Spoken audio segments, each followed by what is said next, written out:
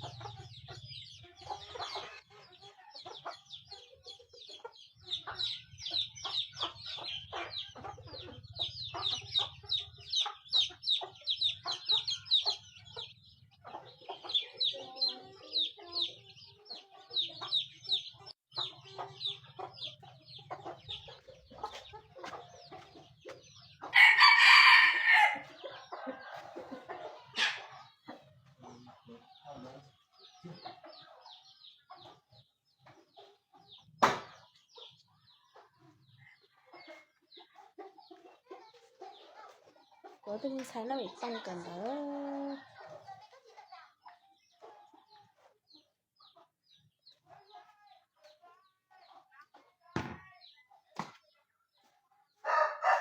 Cái cam trị ô.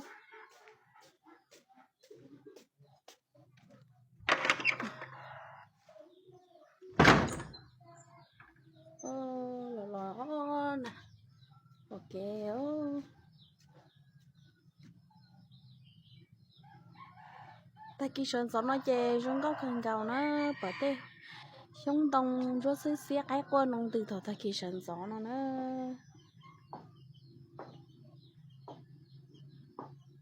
Câu cha liếu. Đó nó chè hứ tụ tử ở ướp bú nó. Ướp tụ tử nó chè ướp bú rồi ướp tụ nó tới giờ trọ ám rồi chè nó trọ. Được xin gặp bú. Cho rấu lại chè. Cho nên sao cho rấu lại. Nó trọ. Rấu lại bú tử thay cho nó. Rấu lại bú tử. Tại tả chế của tụi chị lòng ở rau bên là chạy nó. Rồi rau có chị bên là chạy. Còn chạy. Hả? Thấy hảo hả? Thấy hảo vậy chị ơi.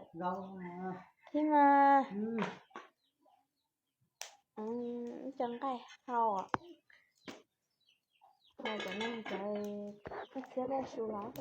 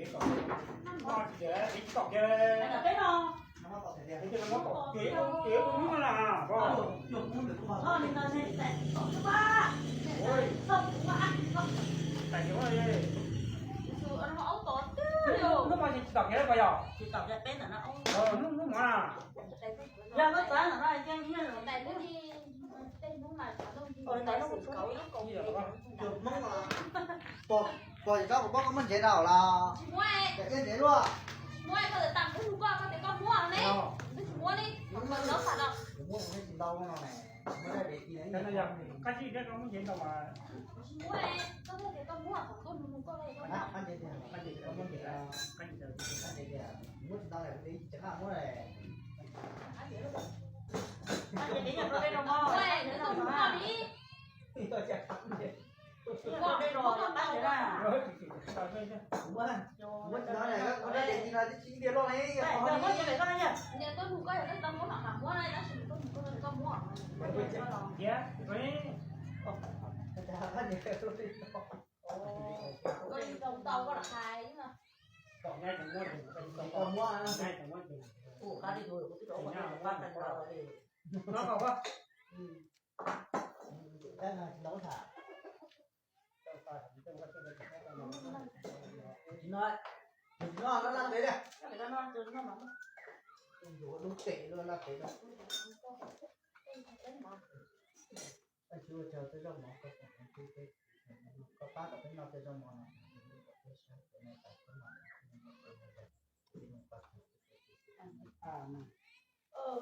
bây giờ nó làm như cái món ăn này nè tổng món ăn gì thế nó quê chú phải nó tập à bây giờ sao chú à hả trong anh chịu có nó rõ ok ok nè không có đâu nó gì đó không mòn có rõ cái con có à nó nó chùa có chùa nữa muốn chơi cho nó ổn ba ba nó không làm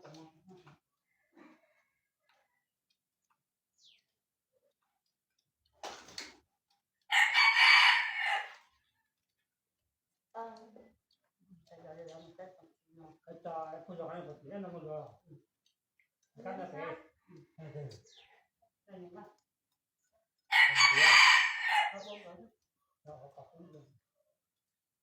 nó bị hôm bùa ấy đâu thế là bị hôm bùa ấy cái trò tàu uống tí à cái nó ra để nó nó nó chỉ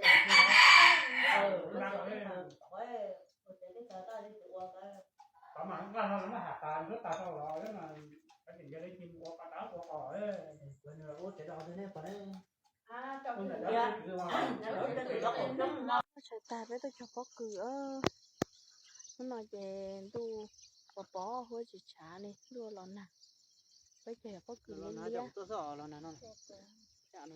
nó nói bé lành cái này mà nhá like to mặt cha